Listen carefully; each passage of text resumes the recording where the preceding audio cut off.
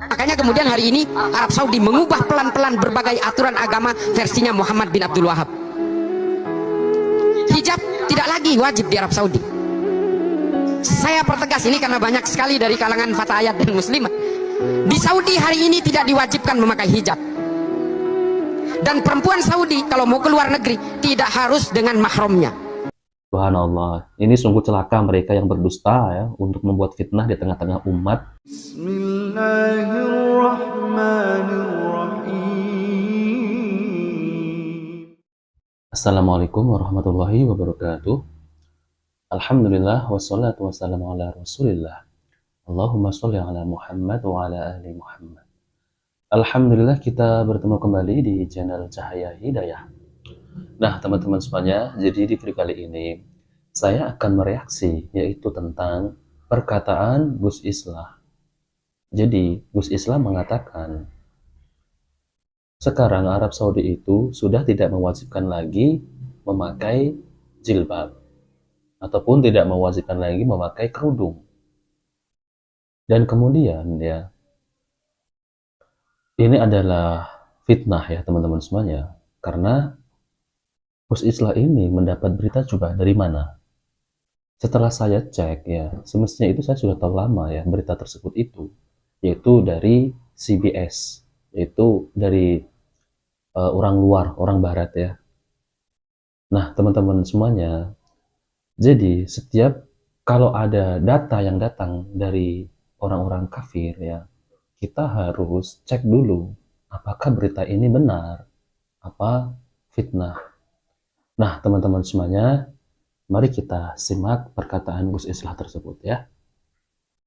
Makanya kemudian hari ini Arab Saudi mengubah pelan-pelan berbagai aturan agama versinya Muhammad bin Abdul Wahab.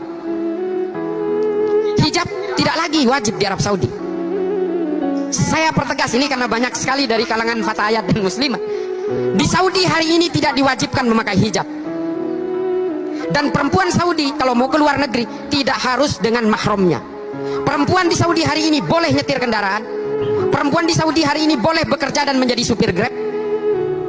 Muhammad bin Salman kemudian diwawancarai oleh Frontline, bisa disimak di YouTube. Dia mengatakan, saya tidak mengubah ajaran agama, saya mengubah tafsir-tafsir agama. Pada akhirnya mereka sadar bahwa kita semua ini hidup dengan tafsir-tafsir agama. Tidak boleh mengklaim kebenaran dan kemudian seolah-olah orang lain yang berbeda dengan dia pasti salah.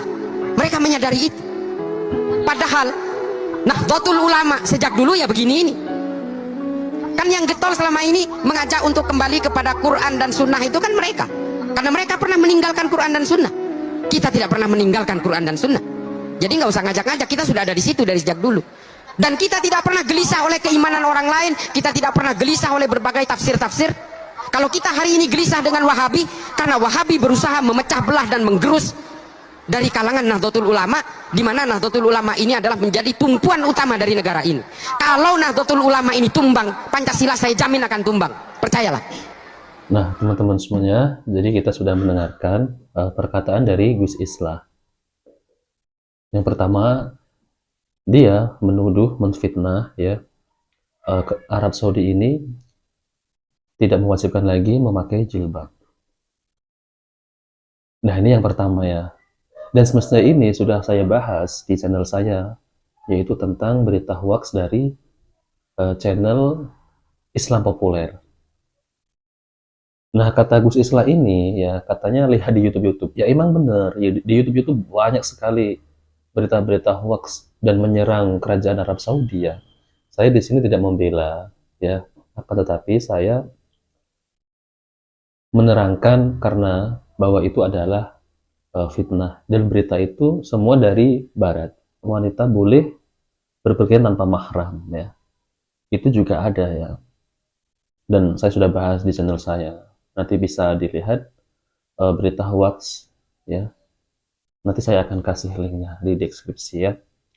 Nah teman-teman semuanya, kemudian Gus Islah ini ya membenturkan dengan Nahdlatul Ulama. Semestinya ya, kalau saya bilang Gus Islah ini liberal ya, karena dari dulu orang-orang liberal itu tidak suka dengan Islam yang murni ya, kemudian berselindung di bawah ormas.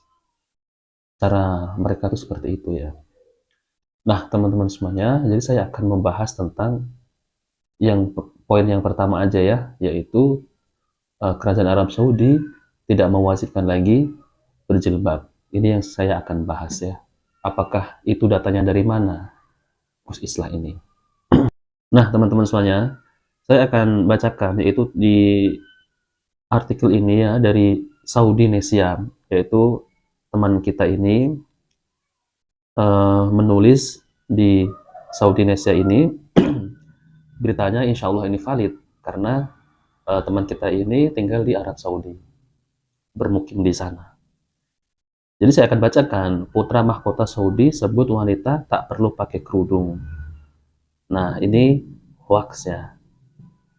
Kemudian ya, CNN Indonesia pada Rabu 21/3 menulis judul berita di rubrik Timur Tengah. Putra mahkota Saudi sebut wanita tak perlu pakai kerudung. Judul tersebut merupakan kesimpulan dari statement Pangeran Muhammad bin Salman MBS di sebuah wawancara dengan stasiun televisi CBS. Ya. Kemudian saya akan terjemahkan ya, yaitu diterjemahkan oleh CNN. Undang-undang sangat jelas dan juga diatur dalam hukum syariah bahwa wanita mengenakan pakaian yang sopan, terhormat seperti pria. Kemudian ditambahkan lagi ya dengan terjemahan CNN ya. Ini bagaimanapun tidak secara khusus menyebut abaya hitam atau penutup kepala hitam. Keputusan sepenuhnya diserahkan kepada perempuan untuk memutuskan jenis pakaian yang layak dan terhormat yang dia pilih untuk dikenakan. Sebagaimana dilansir Good News Selasa 23. Kemudian ya teman-teman semuanya, tahrif kata oleh media sekuler. Tahrif adalah mengubah makna dengan mentakwil, menginterpretasikan maknanya kepada makna yang lain, sehingga merubah makna yang sebenarnya. Dan laporan berita di kanal CNN Indonesia atau sumber rujukan Gulf News di atas merupakan bentuk nyata dari tahrif terhadap perkataan MBS. Pada asalnya ya, pernyataan MBS disampaikan dalam bahasa Arab. Hanya sayang, sampai saat ini belum bisa didengar langsung rekaman statement tersebut kecuali setelah dialihkan suara menjadi bahasa Inggris. Yang tentunya bukan sumber asli yang memungkinkan terjadi tahrif juga. Tetapi anggap saja benar bahwa MBS mengatakan kata-kata di bawah ini. Yaitu bahwa wanita mengenakan pakaian yang sopan, terhormat seperti pria. Kemudian abaya hitam atau penutup kepala hitam. Kata kuncinya adalah pakaian yang sopan, terhormat, dan abaya hitam atau penutup kepala hitam. Jika penulis berita mau jujur dan tidak terlalu bodoh-bodoh sekali, maka yang digugat MBS sebatas pakaian wanita. Tidak harus abaya berwarna hitam atau penutup kepala hitam, tetapi bisa warna apa saja, yang penting pakaian yang sopan dan terhormat. Terlebih lagi, MBS menekankan di awal statementnya, undang-undang sangat jelas dan juga diatur dalam hukum syariah. Apakah undang-undang di Saudi membolehkan wanita berpakaian tidak sopan dan tidak terhormat? Dan apakah syariat mengatur wanita harus abaya hitam atau penutup kepala hitam? Maka tidak ada fakta maupun kata seperti judul berita media sekuler di atas. Kemudian, mengapa tiba-tiba statement MBS diartikan putra mahkota Saudi sebut wanita tak perlu pakai kerudung? Nah, ini kan sudah dipelintir ya perkataan MBS. Padahal putra MBS itu tidak pernah berkata demikian. Silakan perhatikan tahrif yang sedang dilakukan CNN dan media semisal yang biasa melakukan hal serupa. Kemudian ini juga mengaitkan dengan fatwa kibar ulama yang diselewengkan juga ya. Jadi sangat jahil sekalian. CNN Indonesia menerjemahkan dari Gulf News, seorang ulama senior Arab Saudi bulan lalu telah menyatakan wanita harus berpakaian sopan tapi tidak harus mengenakan abaya pakaian tradisional Saudi. Subhanallah, ini sungguh celaka mereka yang berdusta ya untuk membuat fitnah di tengah-tengah umat terkait dengan fatwa ulama senior yang dimaksud. Kemudian sudah pernah dibahas terperinci di sini ya. Kemudian menutup tulisan singkat ini ya, silahkan renungi tulisan pembuka yaitu Syekh Dr. Saleh bin Fauzan Al Fauzan. Beliau berkata, Bertakwalah kepada Allah, ketahuilah sejak dahulu hingga sekarang, sesungguhnya musuh-musuh Islam selalu berniat melenyapkan Islam dan kaum muslimin. Mereka melakukannya dengan berbagai cara. Allah Subhanahu wa Ta'ala meminta kita agar waspada terhadap makar-makar mereka. Allah Azza wa Jalla berfirman, A'udzubillahi minasyaitonir rajim.